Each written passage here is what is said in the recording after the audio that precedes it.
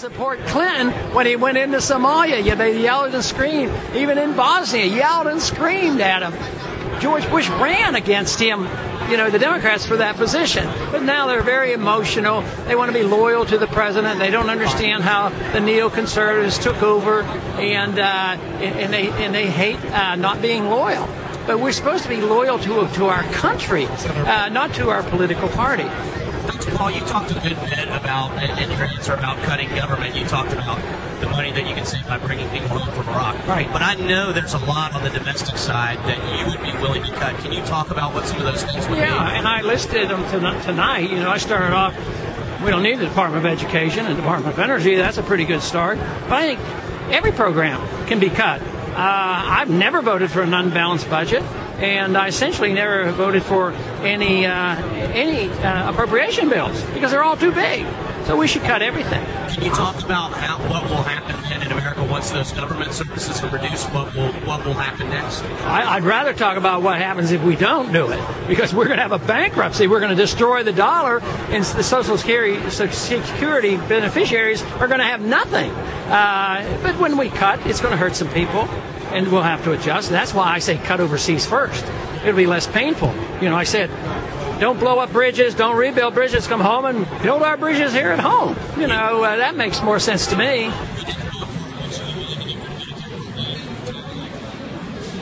I didn't vote for it, and it's hard to get rid of programs once they started. I wouldn't attack it first.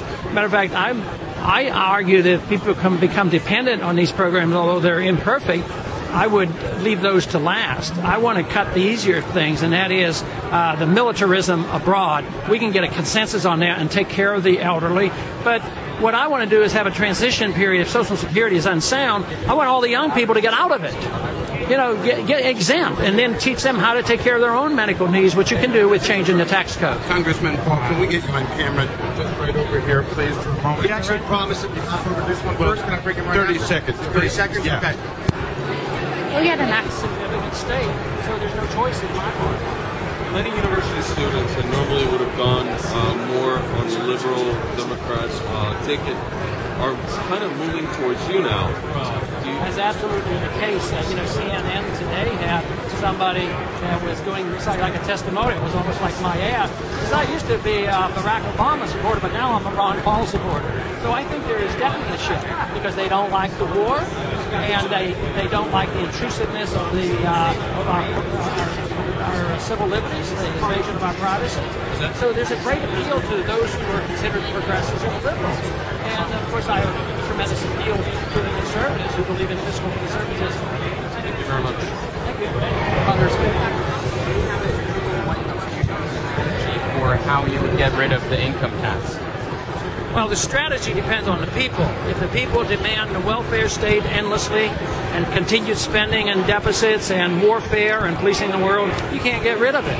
So my job would be to set a standard, to use it as the presidency as a bully pulpit to get the American people to understand why they better change it. And already, how many people are already sick and tired of the income tax? But you have to get a consensus so they don't think there won't be any government, that you won't have a national defense, that the world will end.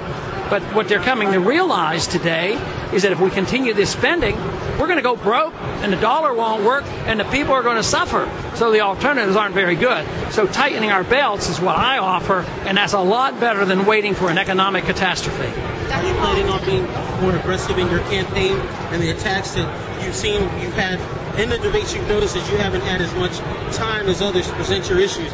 So I think what a lot of people are discerning, we've got a lot of enthusiasm. Are you planning on being more aggressive in this campaign to show contrast in your positions and the veracity of the issues that are important to you versus the contrast in records of like McCain, like you did tonight, and the frontrunner Romney and Huckabee? That hasn't been my nature. I don't enjoy that part, addressing single individuals and personalities, but I feel like I am and will continue to be very aggressive with the policies that I believe in and defending the Constitution. And at times I will have to answer back. Like tonight I was required to answer back to Senator McCain because he challenged me personally and misconstrued my beliefs. Dr. Paul, how realistic is it to get rid of the IRS? Well, I think it's very realistic. I think what isn't realistic is to continue what we're doing. And we're going to move to a real tax revolt and a currency destruction. That's not realistic, so I want to prevent that. You want to go to the gold standard? I want to legalize the Constitution, which says only gold and silver can be legal tender, and let it compete with paper rather than being disruptive and just close down the system. So, yes, we do want sound money.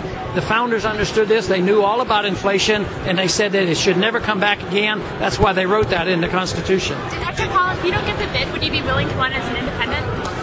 Right now, I have no intention of doing that. It's just a terrible situation in this country because all the laws are biased. And unless you're a billionaire, you have a lot of trouble getting on the ballots. How do you think that you built such an online community? And it's so strong and so vibrant. How did that happen? How did you build such a vibrant online community? I think they discovered me through my positions in the debates, especially on the war. They went to my website and looked at my voting record and say, my goodness, that's exactly what I believe in. So they more or less did it themselves. We didn't have a strategy to go out and find our people or hire people to look for them. We offered them a program, and it was very receptive to young people, and they rallied behind it, and they're the organizer. And like I said, I am delighted that I am part of the revolution.